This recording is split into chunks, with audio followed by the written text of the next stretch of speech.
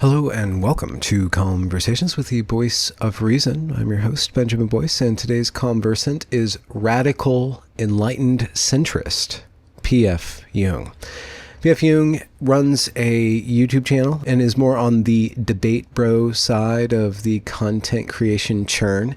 In this conversation, we talk about what he perceives to be the three major vectors of political alignment or realignment, being, in America at least, class, which is a stand-in for economics, Israel, or the ability to either criticize or the inability to criticize a foreign government that seems to have a large impact on the domestic government.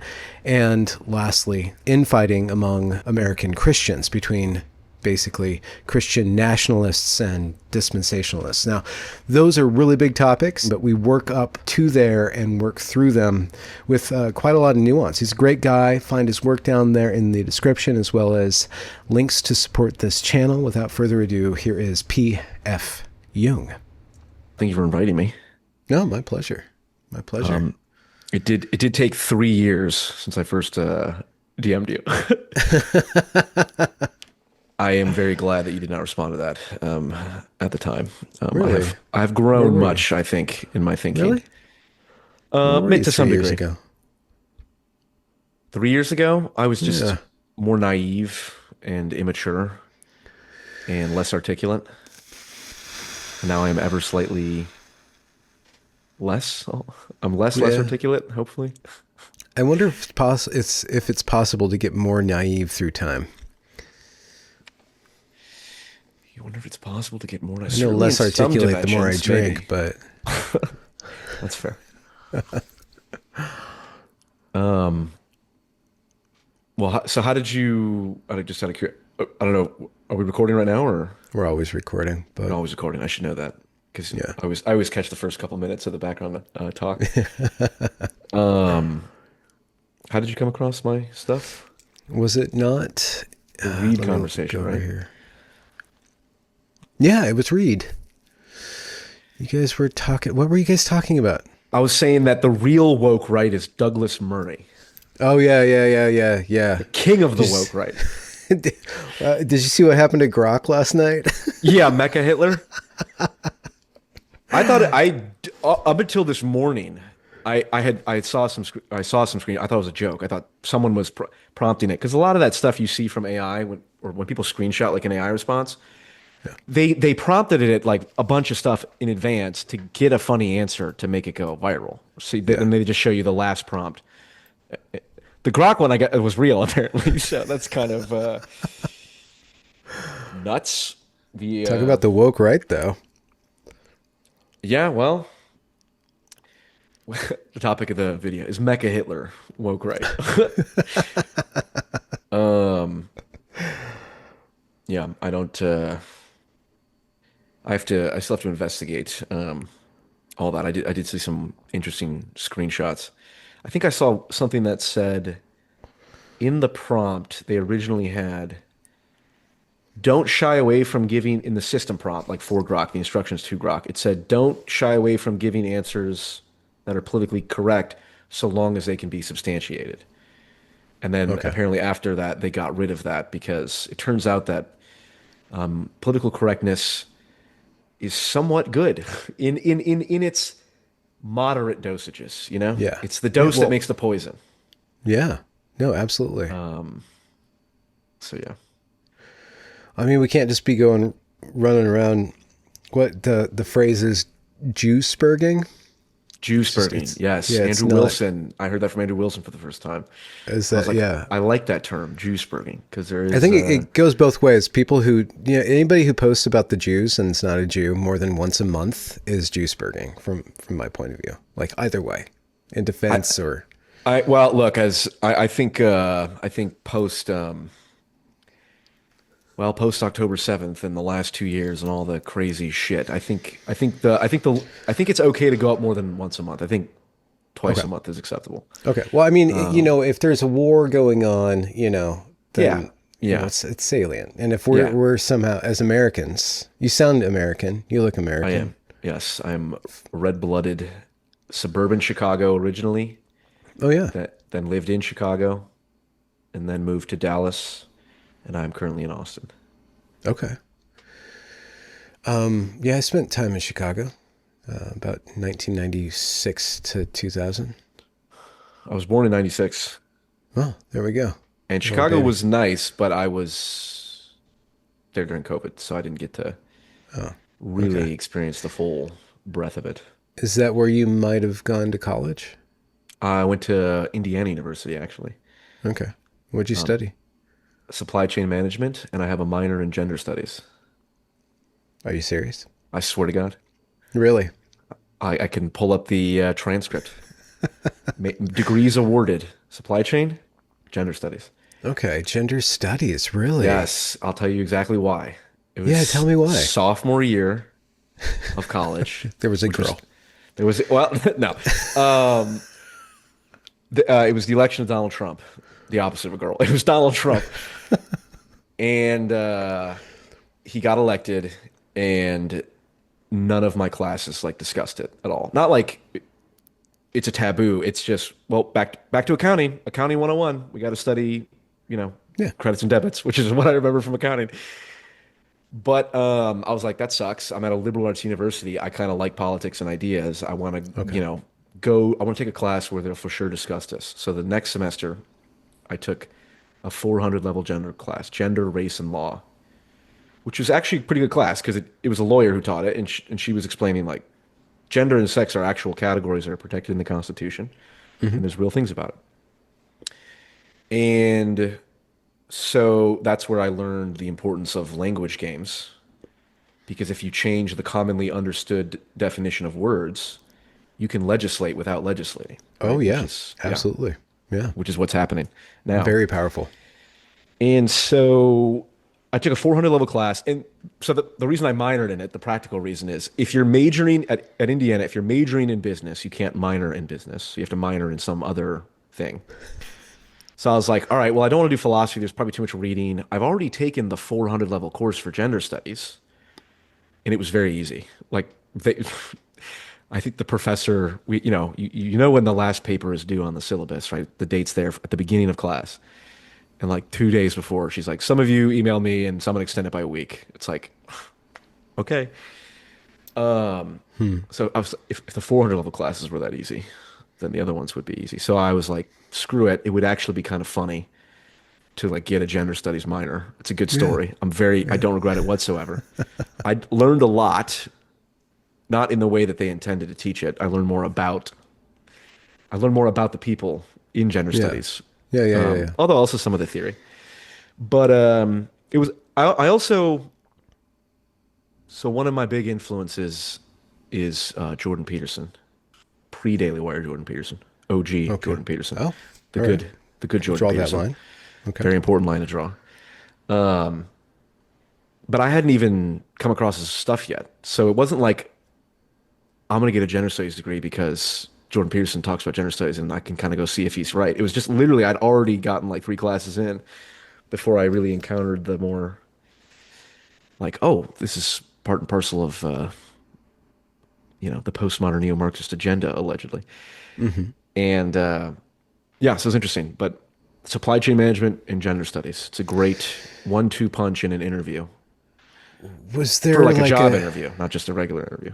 Oh yeah, no, yeah, but Yeah. both, all the above.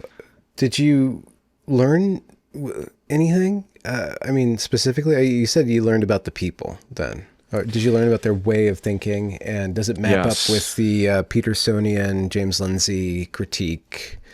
Like this is all Yes. descended It of is a this. religion. It is. I Okay. was. I grew up Christian and would like go to youth group, and go to church camp and all that. Same phenomenon. It had like a testimonial nature to it. Hmm. People would say things like, and remember, women have penises too. Just applause. Like Yeah. affirmation of this axiom, this religious axiom. And people would talk about like personal discrimination, like that they face, like for being trans or whatever. And, you know, maybe that's fine. Maybe that's the place for that. But that is what the class, you wouldn't find that in a math class. You wouldn't find Yeah. that in a Yeah. regular Yeah. social studies class. Were you tempted to LARP as a trans man? No, but it's funny. One time everyone, introduce your name and pronouns and what you're majoring in. And I legit did not intend to do this, but like it was going around. It got to me, and I was like, "My name's Paul. My pronouns are he, she, or sorry, he, they." Because I was thinking like he, she, as in like he and she are the normal pronouns. So I meant, but like no, and so I think everyone thought I was like, this guy's like a fucking conservative, Charlie Kirk fan or something who's infiltrated our class, and I was like, oh my God, that's the worst outcome. No, but no, I'm not a good I'm not a good liar. I would have Hmm. not passed for the pass as trans. Did you face any heat for your cis, hetero, No, not me personally, but etc. white? certainly cis hetero white men are not popular, Yeah. like intellectually. There was one girl at who we were talking about. What were we talking about? Something about like the white working class, and she's like, I hate how the working class is like held up in society so much, mainly because it's a bunch of white men. And it's like, lady, if a bunch of working class coal miners heard you say that, you're in one of the richest universities in the world. Hmm. And so, Yeah. yeah, there was a lot of that. It wasn't all completely negative. There's a lot of incompetence. One of my professors was a PhD student, and he would go up to the board and write hegemony and hegemonic, but he couldn't spell it. And there was one instance I remember where he did like two or three attempts of like hegemonic, and I think he just gave up. And we would do like roundtable discussions, and you could very clearly he hadn't prepared any questions or hadn't prepared them well, and he would Yeah. like out loud articulate a question that was like, so when we are confronted with the hegemonic power structures of the perspective of the past, how do we address them and it was like just word salad, and then everyone would be dead silent for like a good 30 seconds, like which is 20 seconds longer than it should take to realize it's a bad question, and then he'd reformulate it again. It was a lot of that. It was a lot of just people who didn't really seem to like, Huh. I don't know, they certainly had never heard any pushback to their ideas, because I don't know how they would have handled it. This is an opportunity for, I guess, classically, like just taking the devil's advocate or like taking the opposite side of a view that you might naturally hold Yeah. and then arguing for it. Did you stretch your mind in that way? Take up a premise that you didn't agree with and then just run with it? Oh, well, I would say the biggest thing that changed my mind on how I think about and talk about gender studies. My favorite professor was one of my gender studies professors who it was like a gender and pop culture class, and we were analyzing Star Wars: The Last Jedi. I don't know if you're familiar or you've seen it, That's the second one of the of the new sequels. trilogy. Yes, and it Yeah. is noticeably very like what the kids call woke, I believe, would appropriate. The left wing woke. Like um Admirable Woke classic. yeah, woke Admiral Haldo, I think her name is, with like she's like Purple hair. it's yes, something I don't I forget the actress's name is, but Laura Laura Dern, Dern. Yeah. yes. And so the assignment was, let's write about the reaction to The Last Jedi in popular culture, because people were just wrecking it. People were shitting on it. Like, this is, terrible movie. And of course, the assumption in the assignment was misogyny and homophobia and racism and all that stuff, right? And so I wrote, I actually don't think this has anything to do with, not anything. Like, there obviously is a small minority who just hate women. Sure, fine. That's not the issue here. The overwhelming majority of the backlash was because it was a bad movie, just straight up. Plot holes, bad acting, terrible decision making by the characters that made no sense. And my evidence for that was, look at a movie like Rogue One, which has all the same characteristics that people were complaining about last, or allegedly complaining about: female lead, minority cast, and that's in my opinion. This is gonna be a hot take. The best Star Wars movie. I think all the Star Wars movies actually Oh, not that great, to be honest. Okay. period. Okay. Great. The Star Wars video games, though, Knights of the Old Republic, is some of the best lore around. That's what makes the Star Wars universe, in my opinion. Okay. Yeah. But I wrote that paper and I said, yeah, I just don't think it's why. Here's my evidence. And the professor came up and found me after class and was like, "Hey," it was like a also I think cis. No, sorry, not cis. Hetero. He was definitely cis, using the terms cis white guy, probably hetero. So of course we bonded over our mutual identity. I'm sure we had an affinity. But he was like, "Hey, I read your paper. I'd love to talk to you about it." And we got lunch or coffee or something and talked for like 3 hours, Hmm. like like two or three times. And he was like, "I totally hear you." And I also think that there's this weird left wing.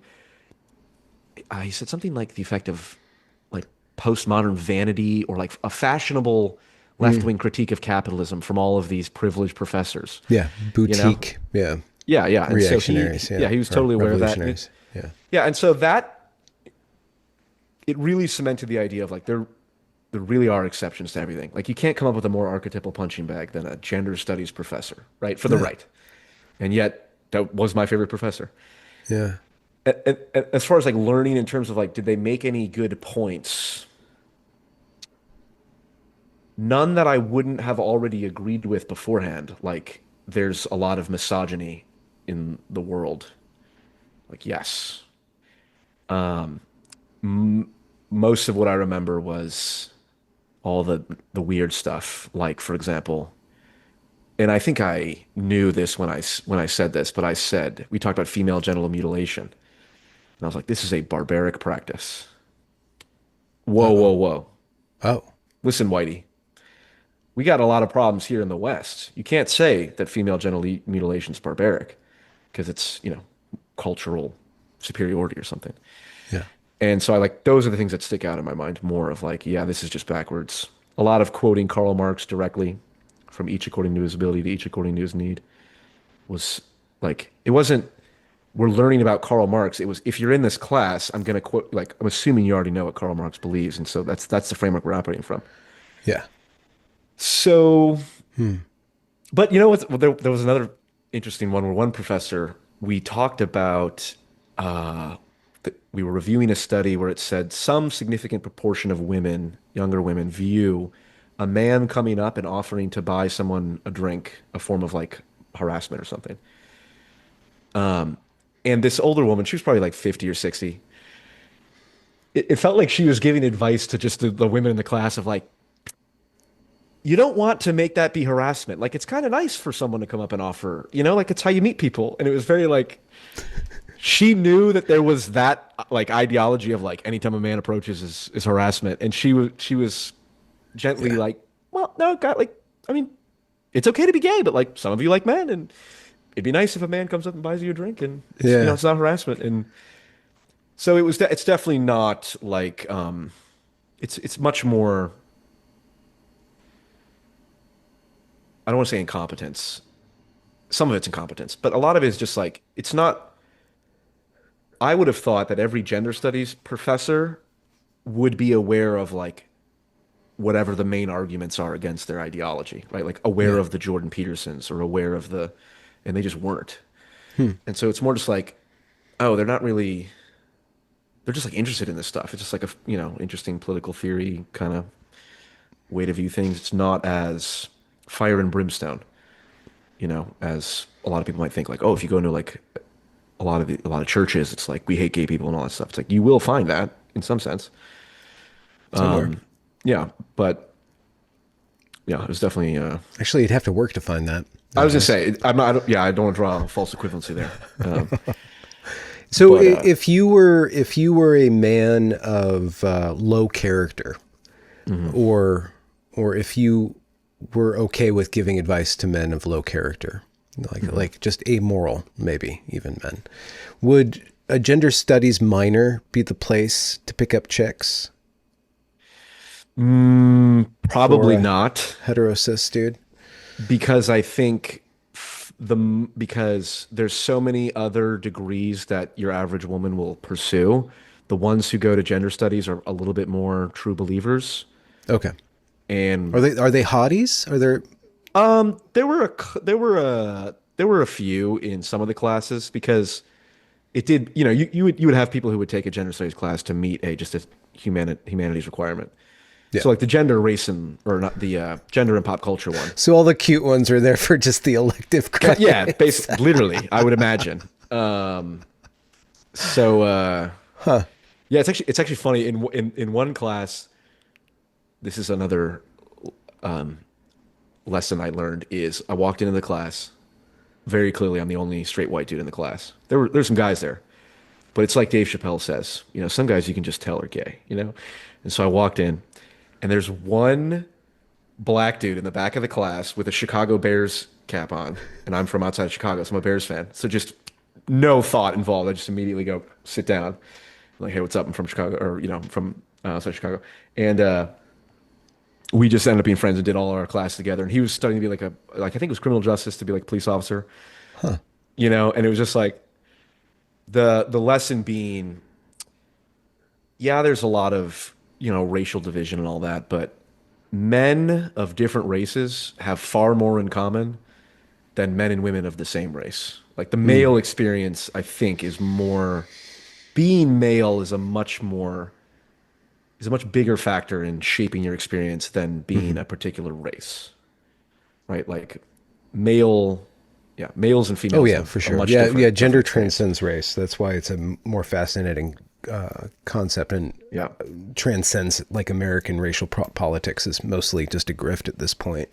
At yeah, least the last 5-10 years have been mostly a grift, and like since Obama, like trying to reignite the race war for political capital and for money. There's just a lot riding on it. But if you yeah. take that away, like there's a lot more, I guess, texture to the conversation around what a man is, what a woman is, Yeah, how they that's get that's along, how they don't. why that's why Nick Fuentes is able to assemble a multiracial coalition as a Yeah, white supremacist. It's because they hate a lot of them hate women, yeah, and it's easy to bond over that. yeah, yeah. So So, it's funny. not that you have taken to heart the leftist, postmodernist gender stuff, but you spent time there. You spent, active mental energy, dealing with these, turning these ideas over.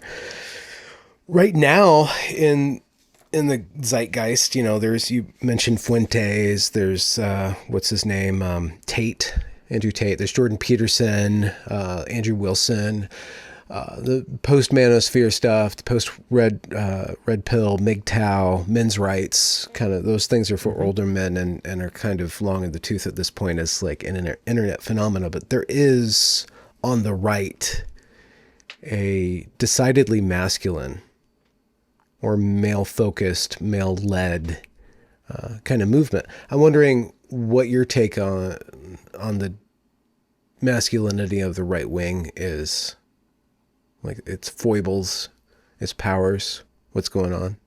What do you Hmm. think about that? I think that,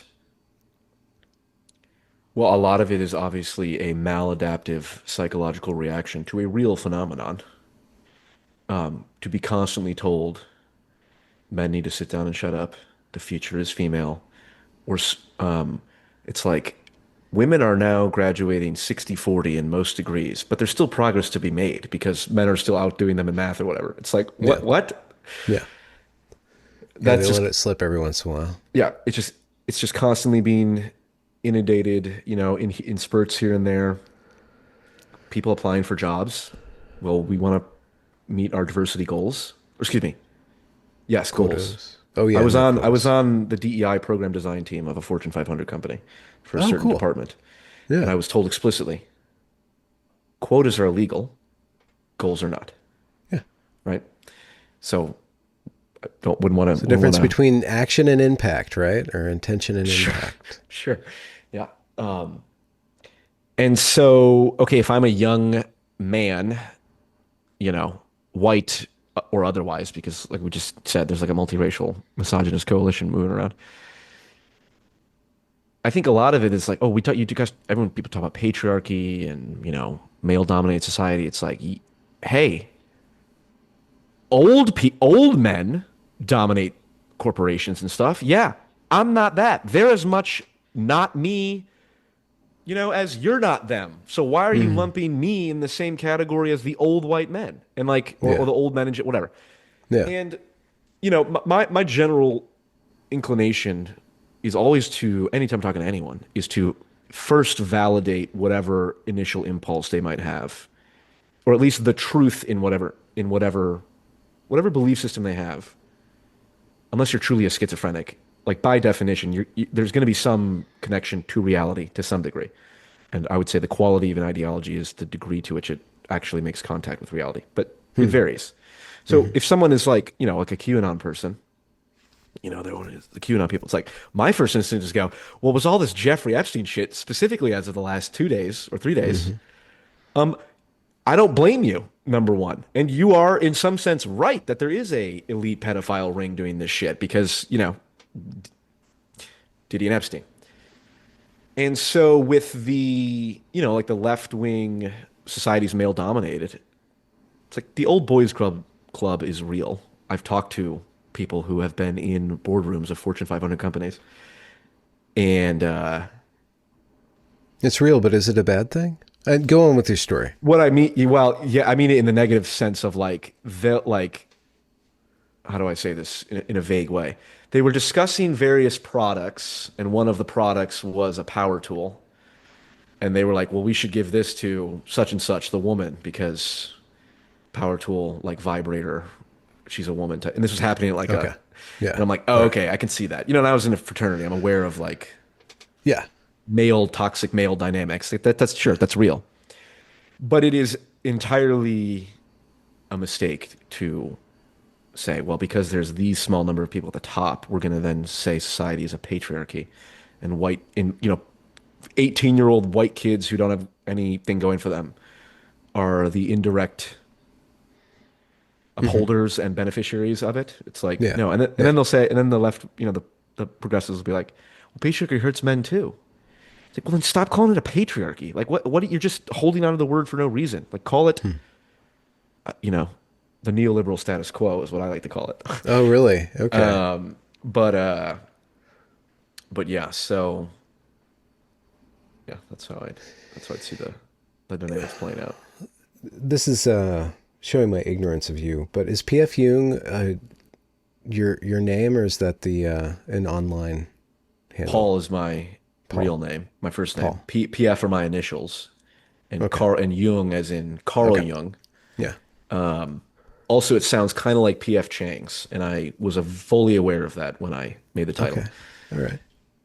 But Well, yeah. Paul, I want to ask how based you are, but before we get there, where were you in 2022 when you first reached out to me? 2021. Like, Oh yeah, is where this was where you I? this is this where you started your channel? This is where you kind of So I started my channel during COVID when everyone okay. was bitching at each other about lockdowns and George Floyd and vaccines and all that stuff. And I saw all of my friends fighting and calling each other names and shit. And I was like, all of these people are idiots because Hmm. they're just bitching at each other without actually trying to hear one another or address the problem. And so I would chime in on Facebook and then I'd have a bunch of passive aggressive keyboard Yeah. warrior comments. And I was like, we're taking this to video form Ooh. because, no one's going to say it to my face. So I started making videos that were my first video is still up on my channel, more for like my friend, people I know through high school and college and all that. And What then were you trying to communicate? the underlying philosophy that motivates me, which is enlightened centrism or radical centrism Okay. or radical enlightened centrism. And this is you're not being ironic. I'm being partially ironic in that when Like a I say true radical centrist would be. true, yes. For example, if I call myself an enlightened centrist, on one hand, I do genuinely believe that the correct perspective is I would say by definition arrived at by synthesizing left-wing considerations and right-wing considerations. Okay. The progressive's Not highest value. solutions, considerations, evaluations. Correct. Okay. Orientations and considerations. Yes. Okay. I view left-wing centrist, although there's a moderate subfaction of centrist, but we'll hold that later. But left-wing, radical, enlightened centrist, and conservative has three different orientations towards the world. The Okay. conservative is fundamentally the highest value in their value hierarchy, stability. We have something precious in society. Let's maintain it and let's not change it too much. The progressive's highest value is adaptability. We have a structure that works, but new technology is coming down the line, new social changes are coming down the line. If we keep our structure as it is, it will not survive. So we have to adapt it. And the radical, those are the two orientations and considerations that the radical centrist synthesizes. And their highest value is balance. How do we optimally balance Mm. stability and transformation? And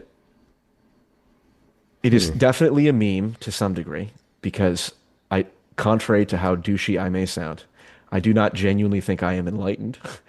I would say, as a general good rule of thumb, anyone who refers to themselves as enlightened is probably not enlightened. Hmm. The term enlightened centrist specifically is like a slur that was, I don't know if you've ever heard it, like, oh, he's being an enlightened centrist. And so part of the fun of the channel is Yeah. like, let me take the power back. I'm doing what Yeah. black people did with the N word, but on a much lower stakes. That's how I describe it.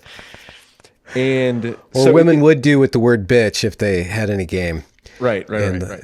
in the language land. So it's meta ironic in that I do like genuinely believe like the correct answer does involve being focused on balance and synthesizing two different perspectives. On the other half, I don't think it's the path to enlightenment. I just think it's good. Hmm. And so, yeah, it's the crux of it. And I'll say the thing that motivates me psychologically is this is who I was in childhood, because I came from a household that had a lot of conflict, to put it mildly, and I was a mediator. And it was like, well, anytime there's external conflict, anytime other people in my house are fighting and screaming at each other, I feel shitty. And I can remember instances of like my skin like heating up and getting red because I was stuck in the car and people were screaming at each other. I'm like, Mm. so I developed,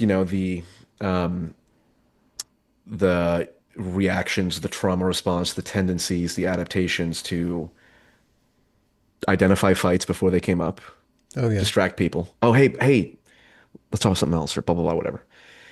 And also, it was sort of the element of like, I'm never going to take a side here because these are my family. Both of them are idiots in a lot of ways, but I love both of them. And they're just talking past each other, saying, your dad does this or your mom does this or whatever. And it's like, I'm the only one seeing the whole picture here. And Mm. so, um, much like all forms of childhood adversity, it produces positive and negative outcomes. I deal with the negative outcomes in my own time and in my own personal life. But one of the positive outcomes is one of the few competencies I've developed is it's fairly easy for me to immediately identify if two people disagree, like what are they talking past each other on, Mm. and what is a potentially like articulation or compromise that both would agree on. Hmm. Hmm. So that's at the basis of radical enlightened centrism. And you were trying to do that from the beginning, you think? From the And beginning, what? yes. Yeah. I mean, Okay. I only know this because I just went back and watched my first video because I'm gonna make a video referencing it where I said in that video, I fucking hate Donald Trump. However, if you like Donald Trump, you're not going to hear any better pro-Trump arguments than from me. And if you hate him, you're going to hear very clearly why I hate him. And that was an early just articulation of I'm going to steel man either side here. Even though I have a Okay. particular perspective, I'm going to make the best case I can for the side I disagree with. And yeah, that has been sort of my guiding principle. Now, how it's manifested, the tactics have evolved. I have certainly made use more of irony and dark humor and sarcasm, in part because that's my way of handling now thousands of comments of listening to P.F. Jung as like intellectual waterboarding and fuck this guy and this guy's a crypto white supremacist. It's like, Hmm. how do I, the only appropriate response to any of this is to treat it with the same level of seriousness that it was delivered, you Yeah. know? Like, oh, you're going to say that, holy shit, this guy's an idiot. I'm going to go, yes, I am. Yeah, like, Yeah. congrats. You know, like I'll play that Yeah. character and absorb that blow. And it's a real danger to become irony poisoned, right? Where you start to go like, well, are you saying this kind of with the enlightened centrism thing? Like, is that irony? Is it not? It's kind of Yeah. annoying to kind of deal with for a lot of people. And I, certainly recognize that danger, but it's a price I'm Why do willing to you pay. get hate comments? Is that because you're critiquing bigger accounts like I guess like the Hassans? Yeah. Pika! Hassan, I'm gonna kill you. I was not getting that many negative comments. And then I had a few conversations with the streamer known as Destiny. Oh, you interacted with Destiny. Oh yeah, 4 times separately. Okay. Is this And like that little video that popped up of him? You were at the receiving end of. No, never mind. That's beyond the realm of conversations. We're not going to okay, go there. But that's fair. this you just debates. Yeah, I've discussed with him, and I would encourage people to go if they want to know how that went. I would encourage you to go see for yourself, because there were How definitely long ago positive. was the first one? Were you prepared? You feel? Yeah, the first conversation totally. The second conversation was less than ideal, I would say.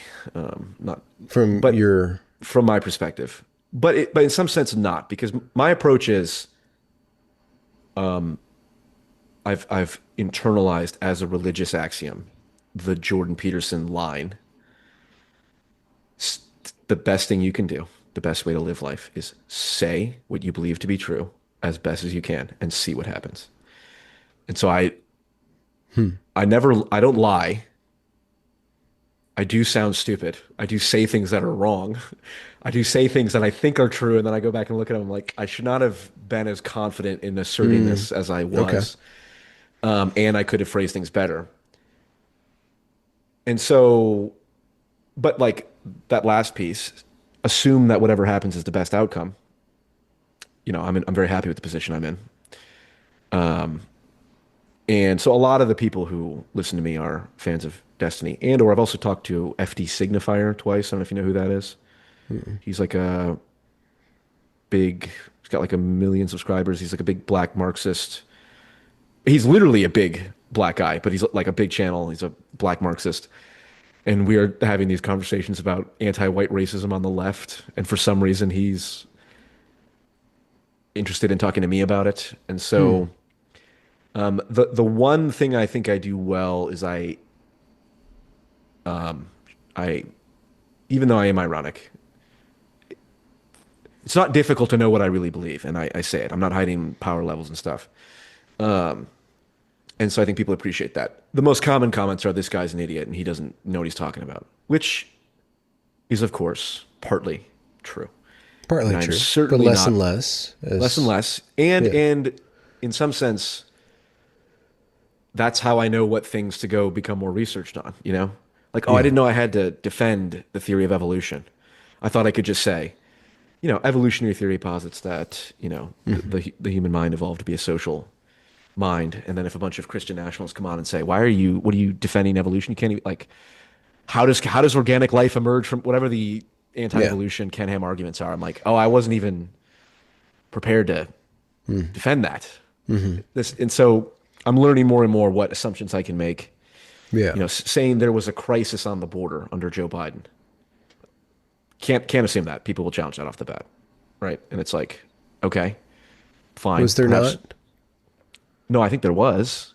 But Okay. if you're a fan of, for example, certain left-wing streamers who do not like Donald Trump, that's to even say that, according to them, would be false, and it would play into Donald Trump getting reelected for whatever third or fourth time or whatever they're saying. Yeah. So Fourth time. fourth time, yeah. So yeah, your original question was how did I get here? Where was I Yeah. in 2022? So you Yeah, it's been started pursuing that. by stepping out of the Facebook. It's not quite a cesspool. I mean, Twitter's a cesspool. Facebook's just kind of like the shallow end of like this, like really Yeah, weird. Facebook's just weird. very It is. I'm boomery. not on it. Yep. Yeah, I'm like, okay, I pop in It's to also overrun with, sell. well, I think all social media is overrun with porn now. Like, Oh yeah. girls in bikinis, softcore, whatever you want to call softcore, ultra softcore porn of just girls in bikinis. It's like, I could see how the boomers just ravage their minds. They have no immune system. They never played any video games. They don't know how technology works. And Well, then, I mean, what was it, Farmville? But they found oh, that through Farmville. Facebook. True, So true. And the Candy Crush, and my mom yeah, plays the yeah. Word one game or Oh whatever. yeah, yeah. I so I started making videos for more general, like from the people who knew me, right? But then I narrowed my niche to more stuff I was interested in, namely around Jordan Peterson stuff. I consider myself someone who is attempting to rescue Jordan Peterson from the belly of the whale, Yeah, yeah, yeah, yeah. right? Like There's literally, many of his young, the young men in his wake yes, right, right, have been right. So doing that for years on a variety of levels. I'm a Maps of Meaning super fan. I believe there's a Yeah. lot of very good ideas in Maps of Meaning. And so my initial stuff was like, here's Jordan Peterson's most complex idea explained. Here's what Jordan Peterson means by metaphorical substrate, stuff like that. So I started more general, then narrowed. And then as the channel grew, I could expand what I talked about. And now I can just make a video on, well, literally, yeah, pretty much anything at this point, which is freeing and cool. And yeah, but I'm still guided by the principles of radical enlightened centrism. Okay, so what of the left is useful in Maps reality, broadly speaking? Well, like I said, the idea that our societies need to undergo serious change in order to stop them from collapsing. Probably the single most obvious example is wealth inequality. Extreme wealth inequality is objectively bad Okay. in that it destabilizes societies. It leads to crime. Independent of whether you think it's unjust, right? To just have the ultra rich and the, people who are super struggling to the degree that we're seeing it. The libertarian argument is, look, I don't care if the top 1% increases their wealth by 1,000%, if in that same time frame the bottom 1% increases their wealth by 2%, because you're still seeing an improvement. It's like that is just not how humans work. Wealth inequality.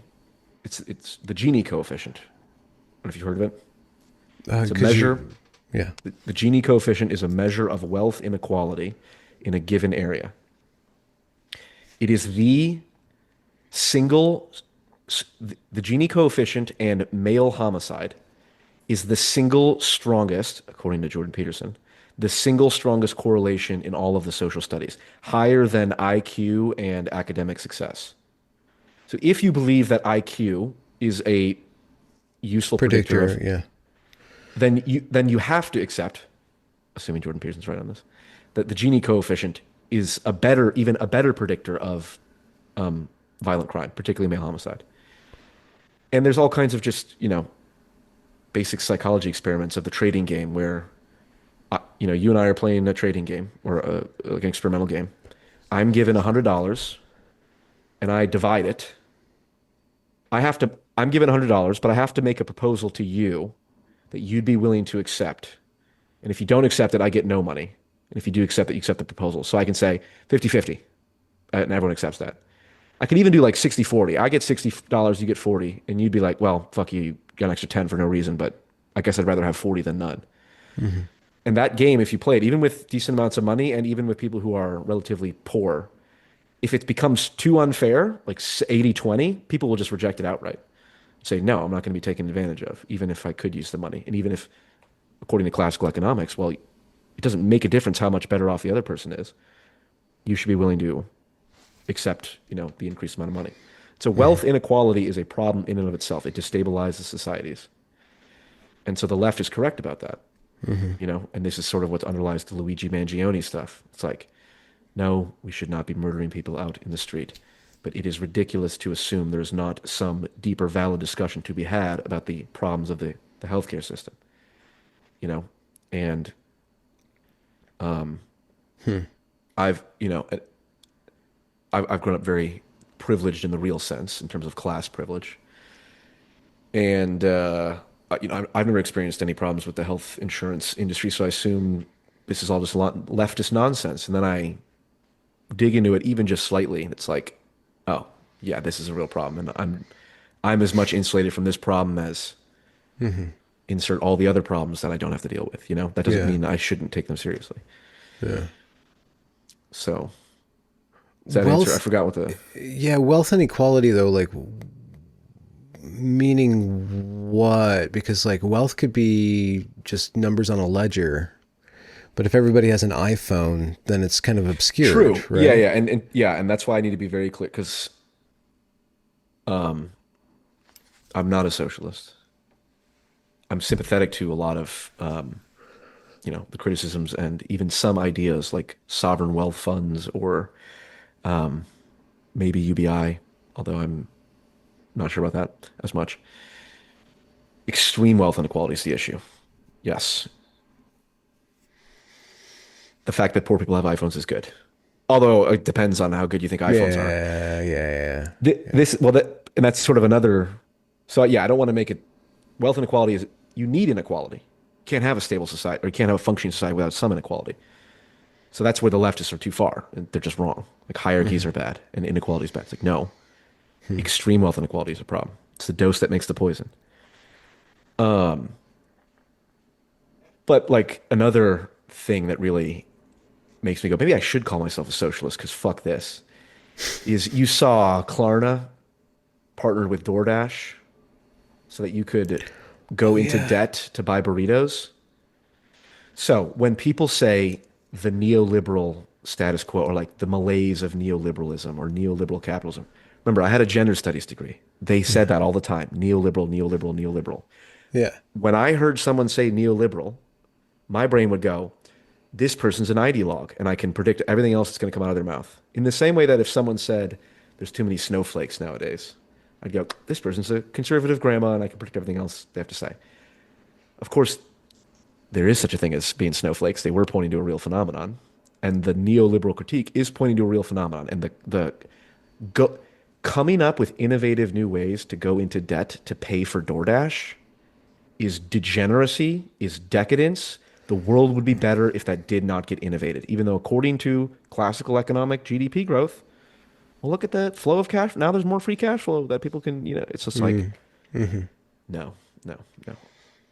The radical in me would go, Donald Trump should issue an executive order that just says you cannot go into debt to pay for delivery. That's it. That's the executive order. Mm. Oh, but that's such a, it violates principle. This violates humanity. Okay. You should not Well, be able to go even into debt to go to fucking DoorDash. It's Adam ridiculous. Smith, the founder of, modern conceptions, well, I guess slightly pre-modern, enlightened Yeah. era capitalism. His second major work was about virtues.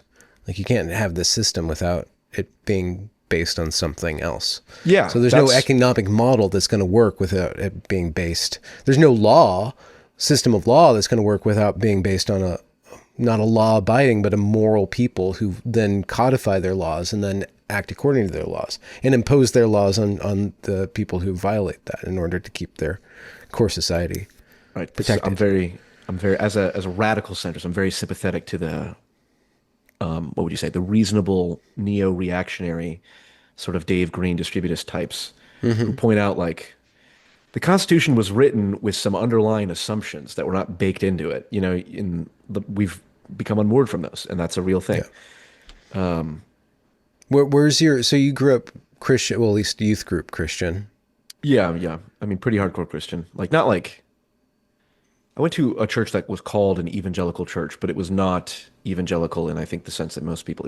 They ended up changing their name to just reflect mainline Protestantism. You know, go to Mm. youth group, invite your friends to church. We don't hate gay people and stuff like that. Um, I prayed out loud every night for up until I was probably 11, 12, 13. Yeah. So I certainly was like I believe this shit. Yeah, and then I had my cringe atheist phase. Um, What years?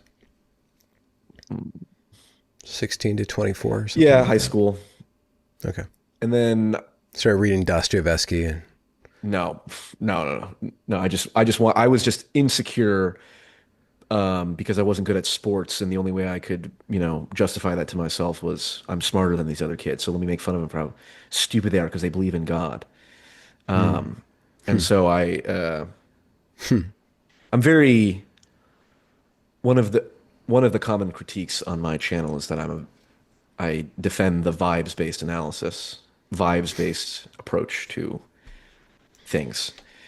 And that's another example of the meta irony. On the one hand, I do 100% believe in, the points that John Vervaeke or Ian McGilchrist or Jordan Peterson would make that there's so much implicit knowledge that is underneath our propositional, rational, perspectives and perceptions that actually it is okay to say the vibes are like saying the vibes are off is a very valid epistemic statement and hmm often is correct if your intuitions are not skewed. You know, it's not a great way to do like policy and capital gains like taxes and stuff. But a lot of what we think are just like propositional arguments, like we're evaluating whether this is logical or not. It's like, no, no, no. All reasoning is motivated reasoning. We're embodied humans. There's no such thing as a brain in a vat, right? And if there was, it would have been evolved from a creature that was entirely embodied and had biases and drives and motivations. And reason served that. It was selected for that in a Darwinian sense, not hmm absolute moral objective truth. And so I defend the vibes based approach of like, I don't have to be able to articulate exactly when life begins to know that a woman who kills a newborn infant didn't do the same thing as a girl who took an abortion pill and hmm killed a zygote that was just implanted in the uterus. Like I can't articulate it rationally. I know that I'm right, even though I can't articulate exactly why. If there, I think I don't know if the ruling's been updated, but the definition of porn I think is the same legally. It's or something. It's like or the ultimate. The court case was I can't describe it, but I know it when I see it. Yeah. And I don't know if that's been updated, but that was a ruling in like what determines porn versus art. You know what? I heard that that wasn't actually in the ruling. It wasn't. It was actually in the dissent of the ruling, but it's Okay, become synonymous with the ruling. But I think actually sure. Okay. there's a little bit of Well, nuance in it, yeah, or yeah. whatever. But Regardless yeah, of but you know it regardless, when you see it. right, It's right. That's what that is evidence of is you can know something without knowing how you know it, hmm which is in fact how almost all of our knowledge is. And so much of our knowledge is simply imitating other people. Like, I believe the earth is round. Do I have any evidence for it whatsoever? Have I ever seen it myself? No. In fact, if I go outside, it looks pretty flat to me, But like, I'm very confident it's round because everyone around me who I deem as, you know, admirable and worthy of listening to would say it's round, you know?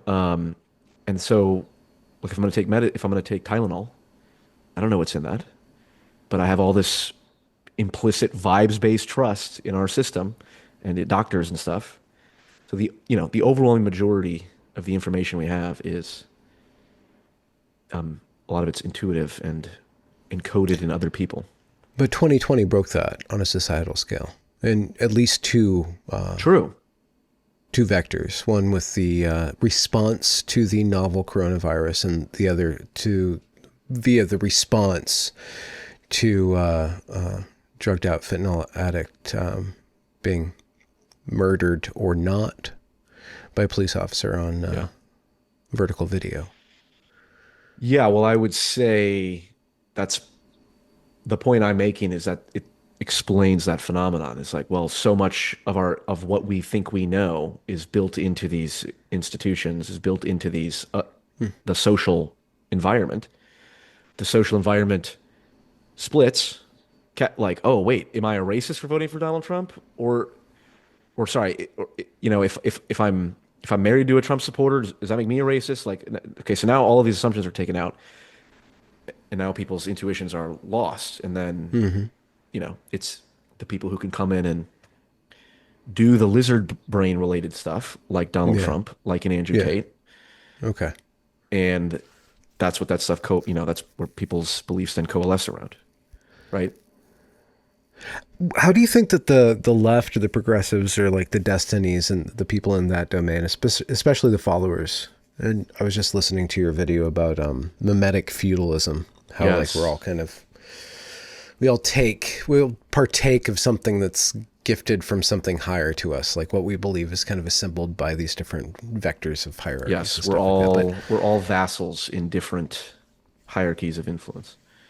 the left had power up to 2020. They wrested power back from Donald Trump, even though he was basically just a 90s liberal. But they painted him into the Nazi corner, as they do. Their institutions go full tyranny, like incredible amounts of tyranny, suppression of speech. It all works in their favor. I guess it works in the favor of Destiny, of Vaush. It works in that time. It kind of works in their favor. But it's a egregious, I guess, irresponsible or violation of freedom of rights.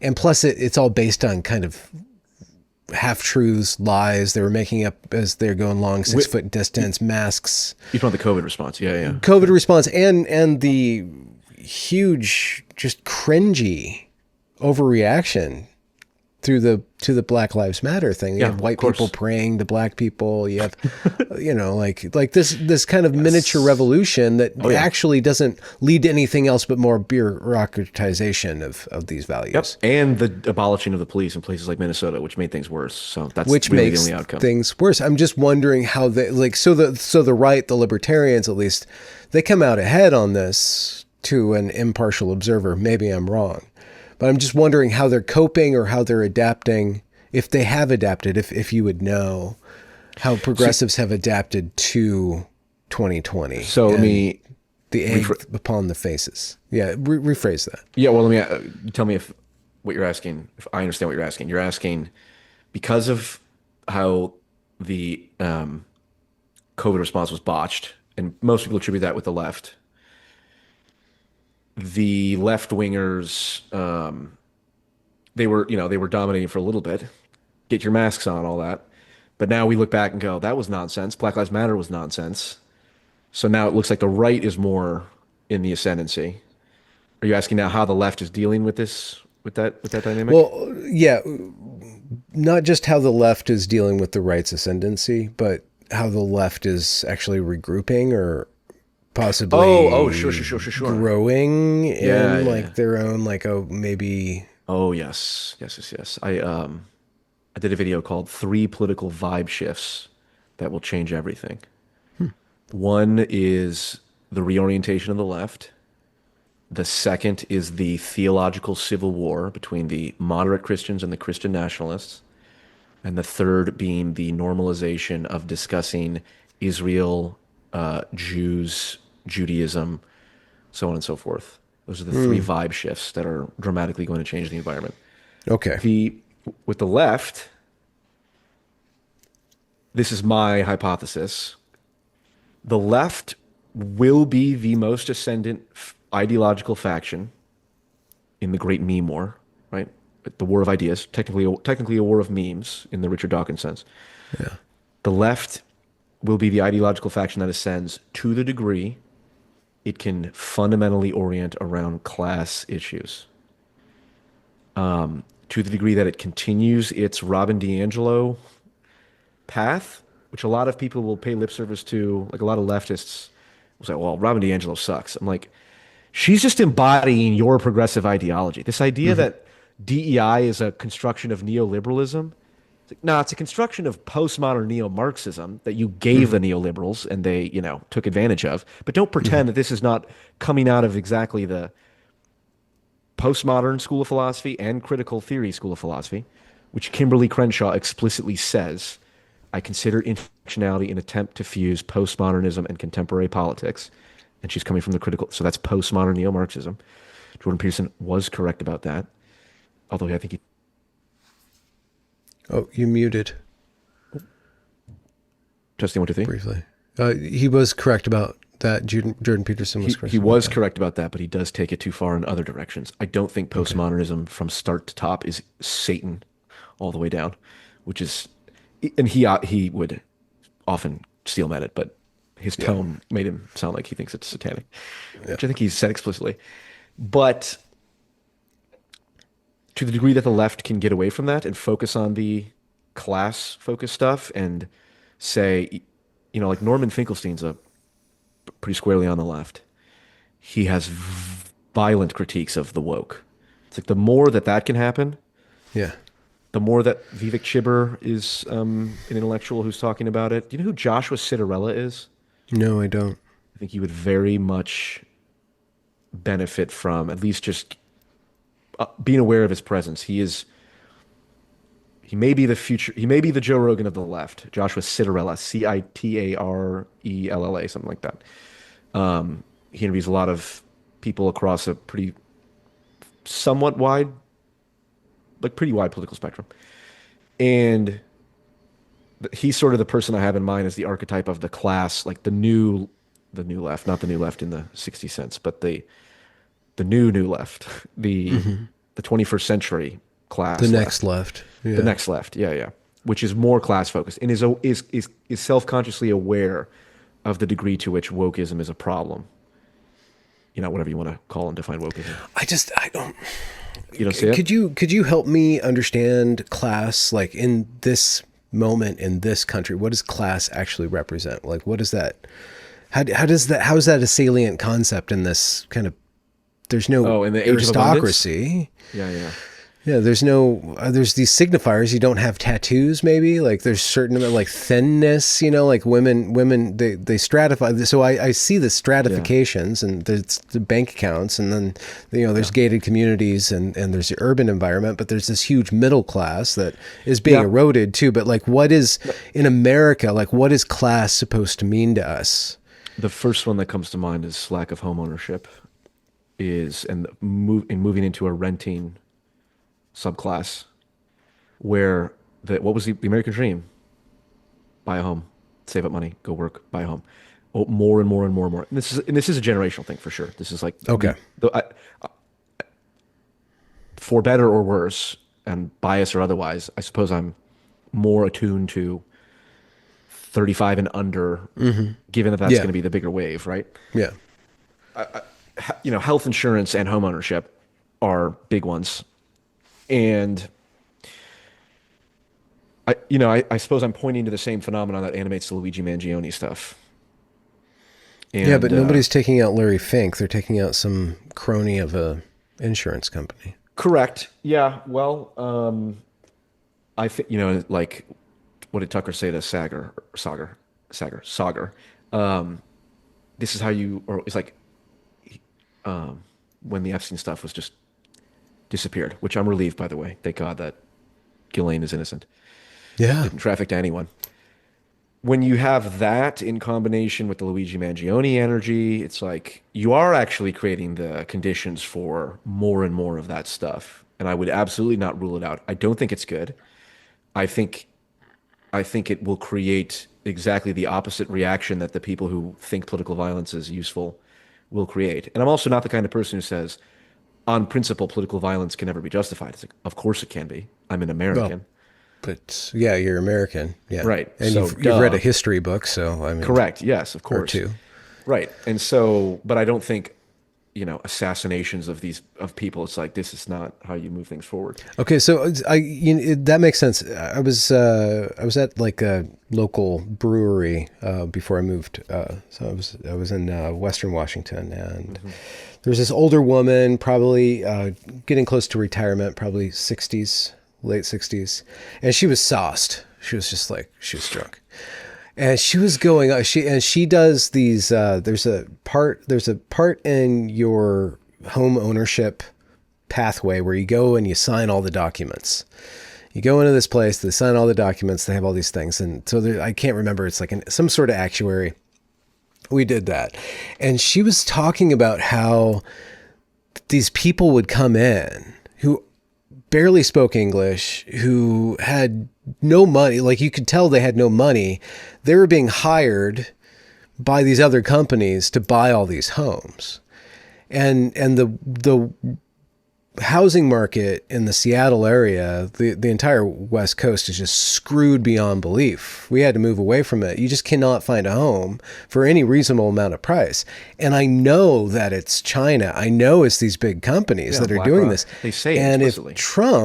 if Trump or any actual Republican, conservative Republican made that the actual issue, that we are going to get people homes, that would forestall the left's ascendancy. Oh, sure. Yeah. Yeah. And maybe I should revise what I'm saying too. So I understand what by class you mean, like ownership. Issues. Yeah. Like it's an economic issue. It's not like some sort of vibes thing, like going to certain restaurants or not going to certain restaurants. It's not the smaller things in life. Yeah. It's that big chunk. Oh yeah, totally. Yeah, that's a very good clarification. So that makes sense. I don't mean it at all in the, like we're referring theater to people stuff. ironically as bourgeoisie and stuff like that. Yeah. It's like, no. It's because bourgeoisie, like there's bourgeoisie culture and all that stuff. It's like, we're all in bourgeoisie culture. Like, what are you talking about?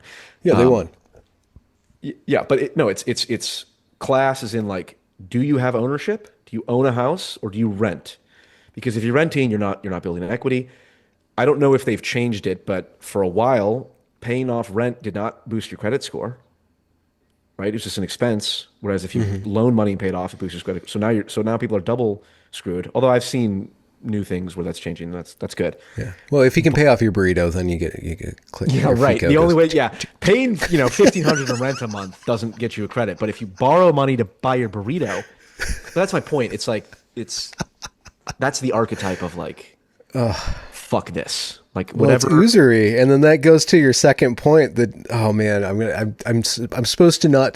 They told me not to talk about this, but the JQ. Like the normalization, the Jewish question. Yeah, the normalization of that being back in political discourse, and both from the left and from the right, and more the center. The center is now fighting off and that's what you're talking about with the woke right stuff on Jews. Like the woke right, the people who are defending defending Israel and defending America's relationship to Israel as one of, I guess, partnership, heavily weighted towards Israel, like the 60-40 thing towards Israel's favor. The people who are defending Israel from critiques on the right and the left, the people who invented woke right as a term, are the woke right, are the ones who are trying to keep the Jewish question outside of the Overton window, and it's encroaching. Yes. And what do we do with it encroaching? It's like, if we handle it correctly, my point, if we handle it correctly, then we can diffuse it. But if we don't, if we do this woke tactic of shutting down people who are doing this, that's going to blow up in your faces, guys, just like the woke blow up in the woke's faces. So don't call people woke right if like the only thing that actually makes any of all this slew of people you're calling woke right like similar is that they are openly critical of Israel's role in the United States foreign policy and domestic policy. Right. That is how I see the woke. I see the woke right as the people on the right who are pro-Israel and use accusations or implications of bigotry to silence people or chill conversation, which is, in my opinion, the most salient aspect of being woke. But anyways, so your class issue goes to usury. Usury, I always say that. Usury, I think, I don't know. Usury, yeah. Yeah. And usury is anti-Semitic trope. So like these things are all kind of a cluster in the Western imagination. So I'll tell you this. This issue in particular has a great degree of personal salience to me, personal relevance, because I have family members, some who fit this description disturbingly more than others, who went down the Jews run the world, fuck the Jews, Hitler should have finished the job, that type of stuff. I've seen it rot the brain of people who I'm very close with. I think that this is a absolute, like valid concern about like any notion of anti-Semitism, it is a mind virus. There's a version of it that is yes. absolutely a mind virus. And the thing I say that upsets a lot of Jewish people is I actually know more about anti-Semitism than you do, because unlike you, your own family were not telling you how fucking Hitler should have finished the job and stuff. And like, you didn't see it that you were on the receiving end of it, sure. In the same, but also it's like everyone's been called all kinds of fucking names. Like, fine, but I've seen it rot the brain in a, like in a scary way, frightening way.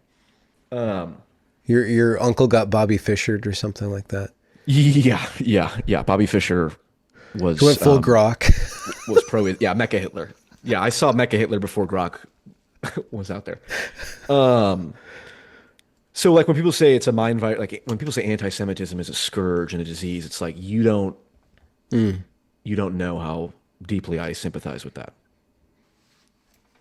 I know what we were talking about. I forgot exactly where we left off. Anti-Semitism is a mind virus. Yes. So scourge, when people say that, I violently agree. Yeah. Now people will accuse me of anti-Semitism because I say that I don't want Israel influencing our government, and they basically own our government, it seems like, and all this other stuff. And I've not said this before in this way. I'm curious how if it'll land. Let's say you believe that transphobia is a real problem, a big problem, and like not in the way the left, like people who are like legit like transgender people should be eradicated. Like fuck these people, they should be put in camps and killed. And there are people who, I wouldn't say, I don't think there's a lot, but there are some who definitely believe that. Okay. How do you push back against transphobia? Well, I would say Dave Chappelle is one of the best people for reducing transphobia. How? Because he made fun of them. And he proved that trans people are not sacred cows. They're not others. They're not some mystical thing. They're real people. And just as you can make jokes about white people, jokes about black people, jokes about Mexicans and gay people, all that, you can joke about trans people. Okay. I do think the same is true for Jewish people. I think that, the worst thing you can do to a paranoid person, the kind of person who, Hitler was right, all this different stuff. The worst thing you can do to a paranoid person is lie to them. So if a paranoid person says, God, it seems like Jews like run the media, my first instinct is not to go, fuck you, you anti-Semite. Don't you ever say that. That's disgusting. It's like, I've seen the spreadsheets. I've seen Kanye West hold up the little graph and like, it's just like, I'm not going to lie about that. Like, of course, a significant number of people who are in positions of power are Jewish. The Holocaust Museum says that. How are we going to gaslight everyone into pretending that's not like everyone agrees with that already? Gaslight. After the Holocaust, that was. Oh no! That was oy vey. Yeah, right. It's like so, and so. Again, as a radical centrist, it's an orientation. My highest value is balance. When I see an imbalance in the discourse, my impulse is to go join the other side to bring it into balance, and then not go too far and reverse it. Yeah. Right. And so, it's like, and I'm telling you, the amount of people in my life who are not super politically engaged, many of whom are progressive, just full the Jews this, the Jews that, the Jews this, the Jews that. Like, this is a tidal wave that is, I'm genuinely worried about it. I think Jordan Peterson's correct when he says this shit can happen anywhere. Like we all contain the same psychological machinery that facilitated all the other genocides, Jewish or otherwise, Yeah, you know what? That's a good point, because I watched James Lindsay, and he's been on my show. We've recorded like 50, 60 hours of content together. Know the guy pretty well. And he's been going hard on this like woke right tirade for a long time. And he sounds like he's worried the fascist uprising in the United States. And I'm like, we're too spread out. I don't see that really happening. He's worried about anti-Semitism.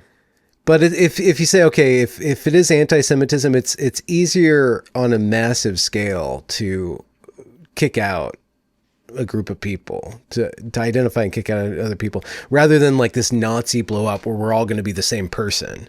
Like the Nazi version of the Holocaust was like there was an ultra samesies against the other. But like America's just too diverse as ethnicities and language and lands to click into a sameness. But we can, I think it could go the other way where, say, there's this one group of people. Yeah, right. You don't have to have, in fact, one of the few things that unites the far left and far right is not liking Israel and not liking Jews. Which is rapidly, some of them. It's increasing. Yes, like exactly. So the way I see it is there's a tidal wave coming. Kanye West comes out with a song, Hail Hitler. Okay. This has implications, I think, for where culture is moving, right? And I'll say, I think Jonathan Peugeot is probably the single most important person in the world on this issue at this point. Your conversation with Jonathan is like, everyone needs to watch this to know, like, we got to get this shit right or we're all screwed in a serious way. You can hear it in his voice. He's a very gentle, grounded man, but going into that conversation, he's like, oh man, his breathing changed, and like he knew that the stress at that vector. So I think we can all feel it. Yeah. And it's such again, it's so ironic. Post Daily Wire Jordan Peterson and pre Daily Wire Jordan Peterson. It's like, Paul, this is what I imagine Jordan Peterson is saying to me, or was saying to me directly. Paul, no matter what you need to say, what you really believe, no matter what the price you pay is, no matter, like, you got to trust that genuinely express, not lying, not saying things for instrumental gain, that'll get you attention or blah, blah, blah. Like, say what you truly believe and trust that the best outcome will occur. It's like, okay, I'm seeing this rise of anti-Semitism, and I genuinely believe the proper way to address it is not calling people woke, right? It's not lying. It's not saying... It's not having the federal government make speech laws for this one group above all else. Exactly. It's to not validate every conspiracy theorist and go, oh, what's the Dave Chappelle joke? It's like, I can say anti-Semitic things and Nike won't drop me. It's like, and then Nike dropped him immediately. And it's like, man, the Jews really do control everything. It's just like, okay, stop validating that. And listen, I don't want to. Oh, you there? Yeah, I'm sorry, man. My kitten's. No, all good. My kitten's getting out of my board game shelf. All good. Besides Jesus, the greatest Jew, in my opinion. Oh yeah. Besides the greatest Jew, besides Jesus, is Brett Weinstein. Larry David. Oh, Brett. Okay, Brett. Huh. He's gonna love to hear that. Brett is the greatest. It's like, again, I think that the comparison to transphobia is the right comparison here. You want to know what destroys transphobia more than anything? Not Dave Chappelle. Trans people who go, hey, I'm trans and fuck this insane shit. It's not just because you're trans, you suddenly now think that it's immoral to not cut off the breast of a 13-year-old girl who says she wants to transition, right? Yeah. Blair White as the... Blair White, yes. Blair White has probably done more to temper transphobia on the right than anyone else. Okay. The same goes for Jewish people who are like, hey, we also don't like fucking Israel running our country. And Brett Weinstein, he said this to Tucker Carlson. I'm an American. America's my country, not Israel. He also laid out a very sophisticated, I think, explanation of like Old Testament philosophy versus New Testament philosophy, and how it's like the idea of forgiveness is not as present in the Old Testament as is in the New Testament, hence why that conflict is one of the reasons why that conflict, is likely much more intense than, well, I don't want to say other conflicts, but certainly as intense as it is you have two sort of... You're talking about Islam versus Israel. Islam versus Judaism, yes, right. Yeah. And so people like Brett Weinstein, it's like, because I know, like, there are far right people who watch my channel, and they like to tell me constantly I should talk to Nick Fuentes, which I would absolutely talk to Nick. If I'm willing to talk to Destiny, I have to be willing to talk to Nick Fuentes in terms of moral character. Is he in Chicago? I know you're not in Chicago anymore, but is He's a Destiny. I think brownstone. Destiny's in Florida. I mean, but Oh, Nick. Fuentes? Yes, Yeah. Fuentes is from this roughly the same suburbs that I'm from, and so is Oh, Charlie Kirk. okay. Interesting. It's a blight on my identity. Young cis hetero white males coming from the suburbs of Chicago. But I tell these people, it's like, you know, like you're telling me that. So if it's the Jews as such, right? You can't trust them because they're genetics. It's every one of them.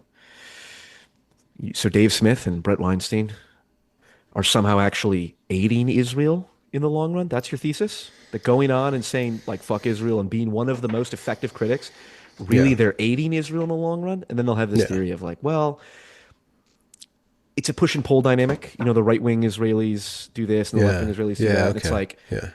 first off, that to the degree there's any truth to like there's right wing and left wing Israelis that are both converging on this. Sure, of course, there's left wing and right wing, Jews who are pro Israel.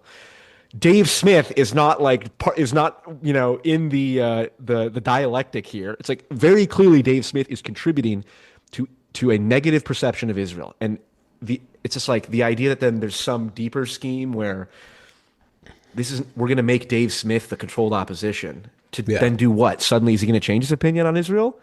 Like, oh, Yeah. actually, Jewish supremacy is a good thing. It's actually, like great. Like, it's nonsense. And, part of me is like, I can even feel it now. Like, the tension of, I need to be very clear, like I do not think that being Jewish as a race is bad. It's like that's good. You should believe that. I would hope most people believe that, and I think most people do. Even the people that there's certainly insane pathological ones, but I think most people have that mentality. But it's just the discourse now, the culture now is so much so qualify, qualify. You can say whatever the fuck you want about Islam. You can make a YouTube video with 800,000 views and say, in America, maybe where they're, we're not getting Charlie Yeah. Hebdo, Yeah. Yeah. Yeah. Yeah. right? America. You can say Islam is a religion of pedophilia and destruction and all that, which is literally what one of this like Christian, I think it's Pints with Aquinas is this big YouTube channel. He had a guy on, and that's the title of the video, like Islam, pedophilia, like destruction, global domination. It's like any reasonable person should be able to go, Islam's a religion. You can criticize religion. You should be able to do the same with Judaism. In fact, it's necessary to do so. When you eliminate the ability to critique something openly, you allow it to spiral off into nonsense. And I think a lot of like when people take the term Jewish supremacy, for example, it's like 2 years ago or 3 years ago, anyone who said that term, it's like the neoliberalism or snowflake. Like someone says neoliberal, progressive woke nonsense. Someone says snowflake, old conservative grandma. Someone says Jewish supremacy, alt-right, 4chan, Nazi, whatever. It's like, okay, Norman Finkelstein is the one who advocates that you use that term instead of Zionism. I'm not anti-Zionist in a technical sense. I do think Israel should exist at the end of the day. I suppose it was probably not a great idea. Like to begin with, we could have gone back to the playbook and not picked the worst possible place to do it. Probably Uganda would have been fine. I think was in the original playbook, or somewhere. I don't know, but that wouldn't have been necessarily better. Cat's It out of the wouldn't have bag. captured the imagination. It wouldn't have. Right. Well, but this is the point though. It's like why it's just nobody seems to acknowledge, or not nobody. There is, from my perception, there is such an imbalance in the discourse where everyone knows about how bad Hamas is and what Hamas did. Almost no one knows who Itamar Ben-Gvir is. Do you know who Ben-Gvir is? I've listened to quite a few hours of Cooper's work, but I don't recall that name. Itamar Ben-Gvir. I'm going to do a video called something to the effect of "Why Reasonable People Hate Israel." It's intentionally provocative. Whoa. And it's a compilation of evidence of just, I'm not going to tell you my opinion. Here's all the things that I saw that make me go, what the actual fuck? And the first one I start with is Itamar Ben-Gvir. Ben-Gvir is he was the Minister of National Security throughout most of October 7th, the post-October 7th war, up until 6 months ago or something like that, maybe. But he's the Minister of National Security, in charge of like the soldiers on the West Bank patrolling the border. Itamar Ben-Gvir had in his living room a shrine to Baruch Goldstein. You know who Baruch Goldstein is? Baruch Goldstein was an Israeli mass shooter who killed 29 Palestinians in Hebron, and I think 92, somewhere, it could be 80s, could be 90s, somewhere around there. And that guy was the Minister of National Security. He had a shrine to a mass fucking shooter in his living room. And he's in coalition government with the Likud government. He's the head of the Jewish Power Party, which is one of the largest, one of the not largest because it's parliamentary. It's a large political party. Wait, The it's Jewish called Power it's Party. it's called Jewish Power. Power Party. And Ben Gvir is the head of They that. landed with that And he, name. yes, you see the videos of the people in Israel chanting death to Arabs and all that? That's the keep Jewish away Power from this. people.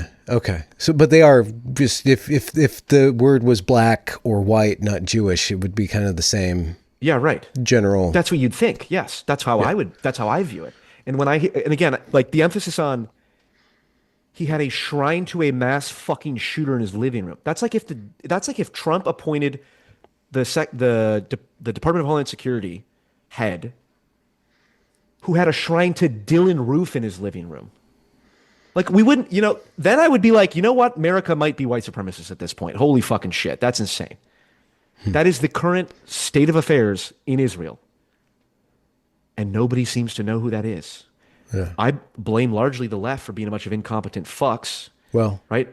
Who went around and they'd spray paint "Free Palestine," which is a useless phrase. They could have gone around and said Google Ben Gvir, because anyone who comes into contact with this information goes, "What the fuck is this?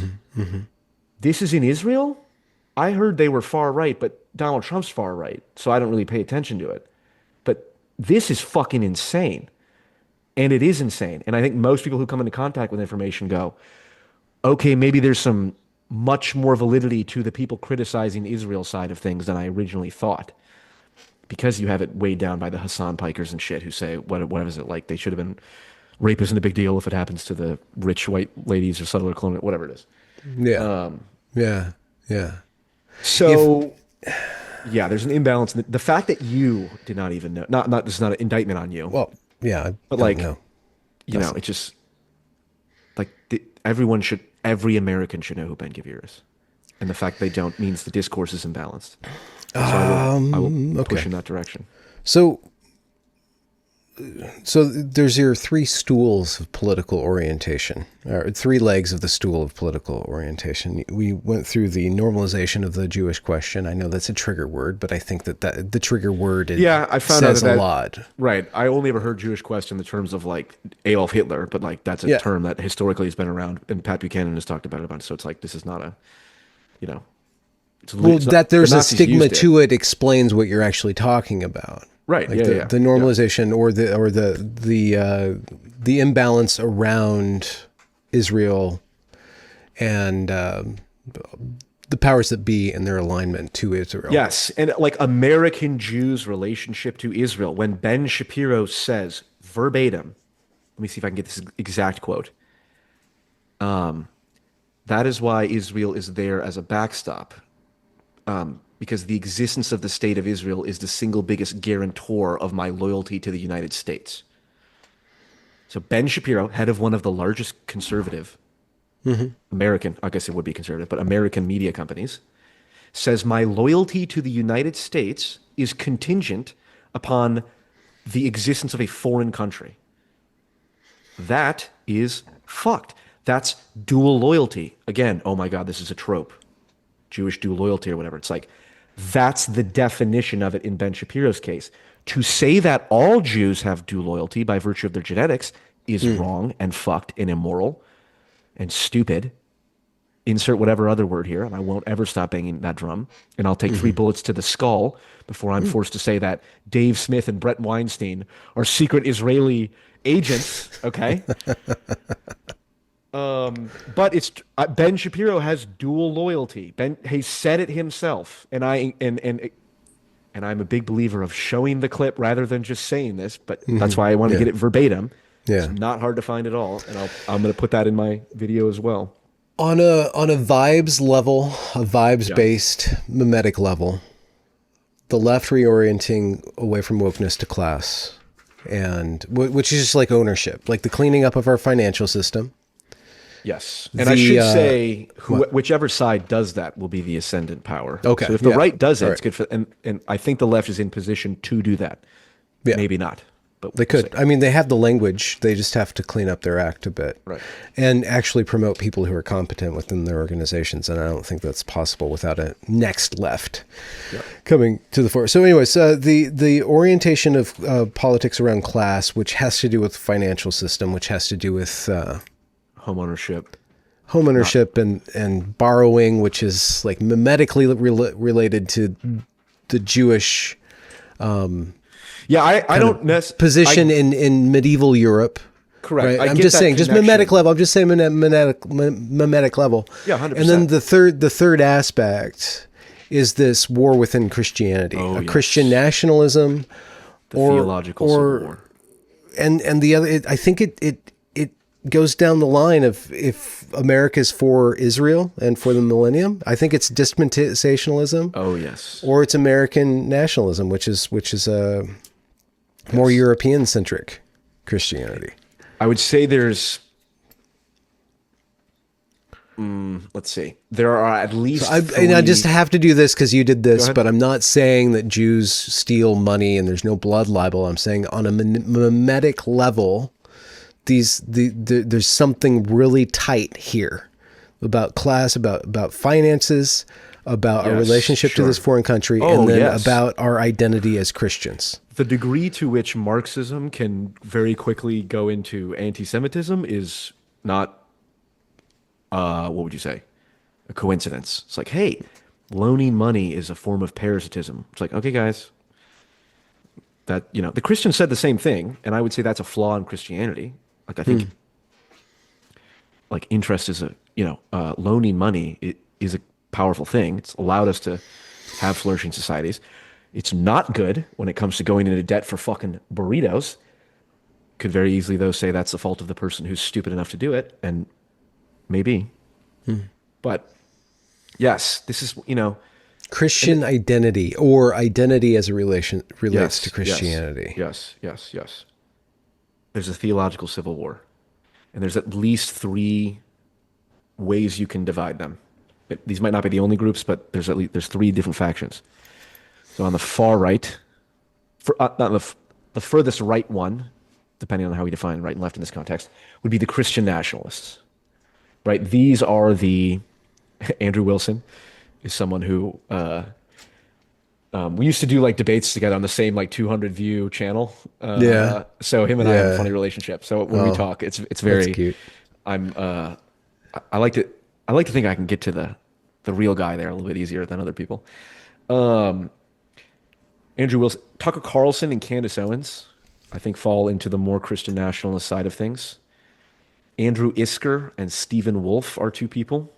And they are definitely the non-dispensationalist crowd. The dispensationalists being the Ted Cruz types. I learned in Sunday school that the Jews are the chosen people, and those who bless Israel will be blessed. Therefore, my foreign policy will be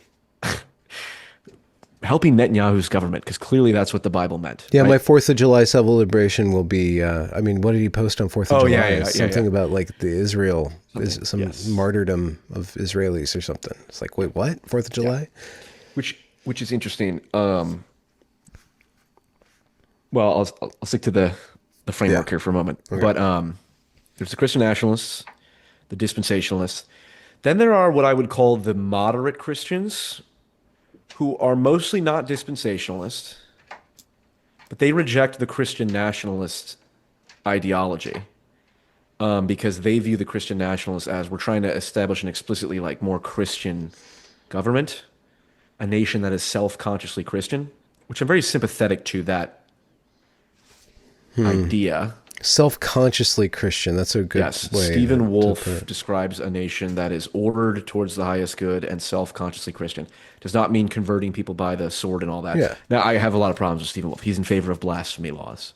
And you can, I'll, if the Christians ascend to power, where they start implementing blasphemy laws, then as a radical centrist, I will start making jokes about Jesus being an alcoholic virgin, Yeah. so on and so What forth, if they right? All ban that stuff. hardcore pornography? That's fine. That's not, I don't consider that freedom of speech. Hardcore porn is not speech, I don't think. Porn in general. I'm open to hearing different perspectives on the pornography thing. I've become more and more sympathetic too. This is just drugs that we're giving kids. That's not good. You know who, real quick, do you know who Gerbert Johnson is by any chance? No. Gerbert Johnson, he is this Gen Z kid. I think he's like, how would I describe him? He is the archetype for, he's the stand-in for that coalition of young men who are like, in the real sense, not the insulting sense, like far right adjacent, but are not like ideologically committed to any like super black pill thing. Hmm. Like he's pretty nihilistic, but um I have him as like a barometer for like this is who is on the forefront of like predicting what the young men will kind of go down more towards. Yeah, and what's And he? he says porn is rape. He's like, You guys were Mind rape. raped." Yeah. Yeah, like and he's like, you got to think of it that way. And personally for me, Hmm. like I encountered porn when I was, I don't know, 11 or 12. It certainly was not a beneficial thing for me in the long run. Yeah. Yeah. And it took a long time to get over a lot of those effects. So I'm sympathetic to that. That was a tangent. I think it's a necessary tangent. I think that's Yeah, that's no, something it's that's going to define. It's interesting on a mimetic level that the left is kind of being the party of porn. yes. Oh yeah. Well, yeah, freedom of expression. Although it's because even they have the sex positive or sex negative thing, like there's an internal Yeah. dispute in there.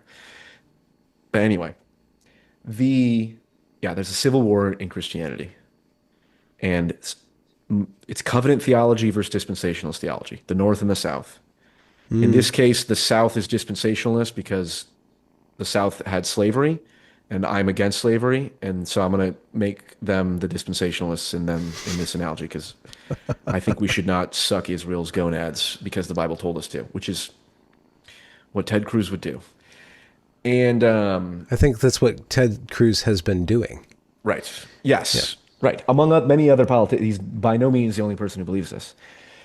But it is actually, I believe it is the case, and I have relationships with Christian pastors, or at least two, Hmm.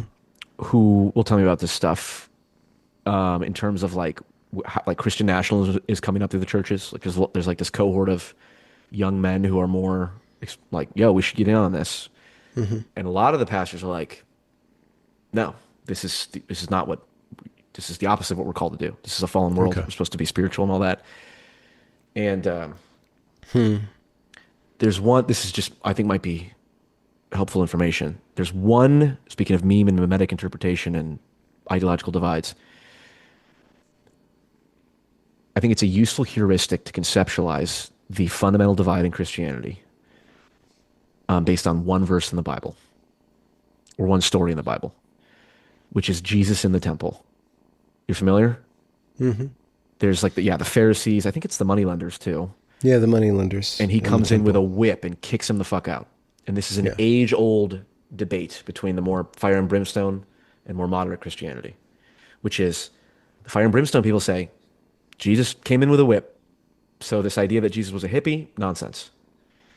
The more moderate people that I think are reasonable would say Jesus is perfect. Let he who is without sin cast the first stone.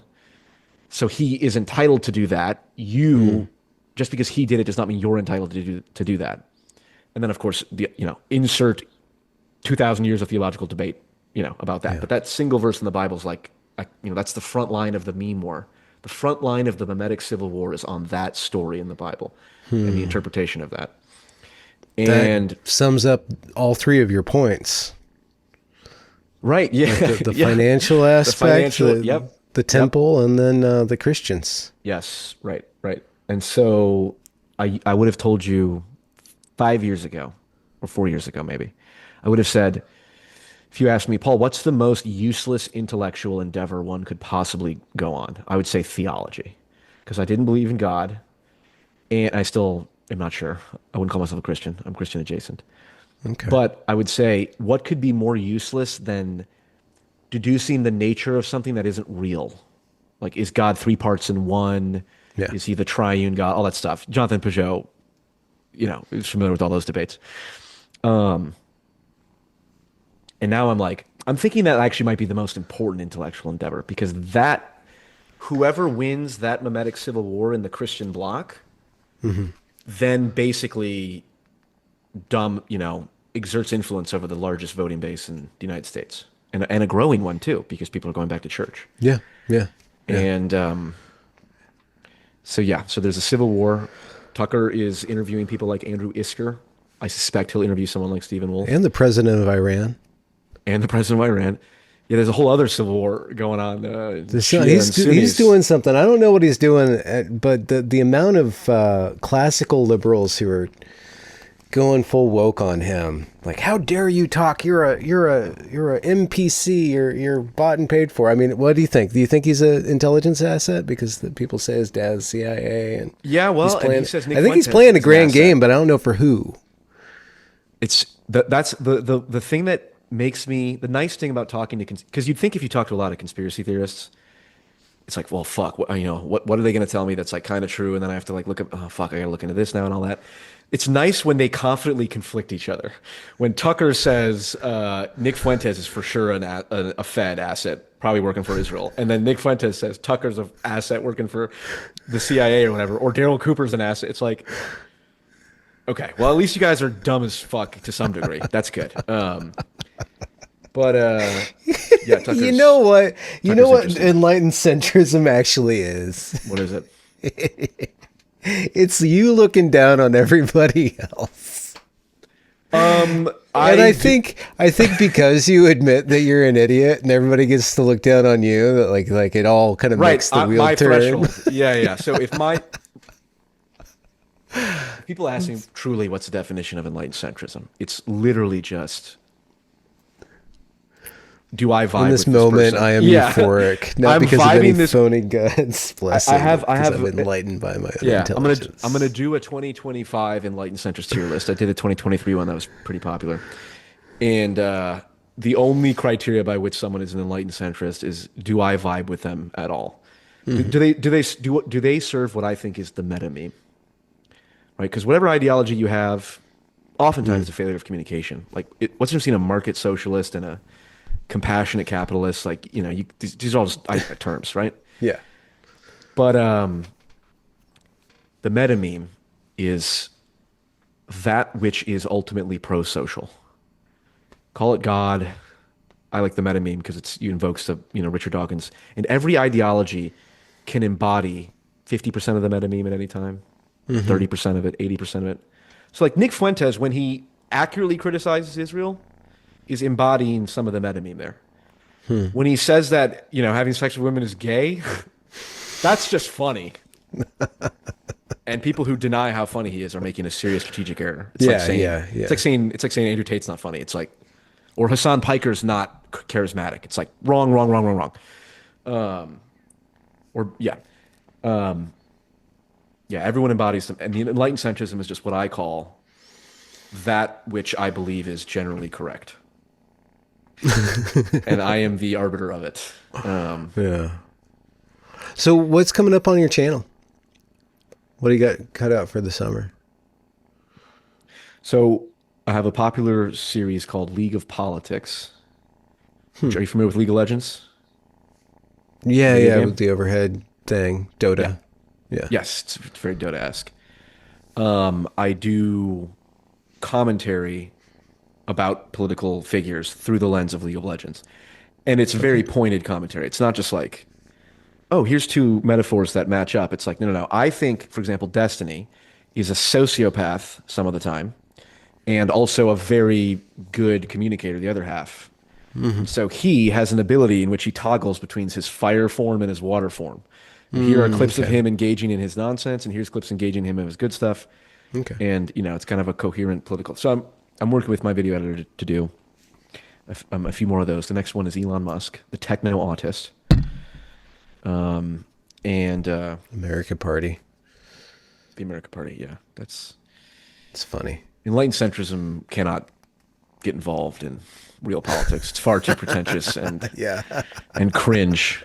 My hope is to be a mimetic feudal lord and influence the influencers. That's all I'm Okay. interested in. Okay, that's what you say. So that yeah, okay. So you're schlubbing it with the plebs, the peanut gallery, just to get up and get seat at the higher table. Start Well, I whispering mean, into the ears of the stage directors and the yeah, bards. but I could see a scenario where for example, I might want to campaign for Thomas Massey.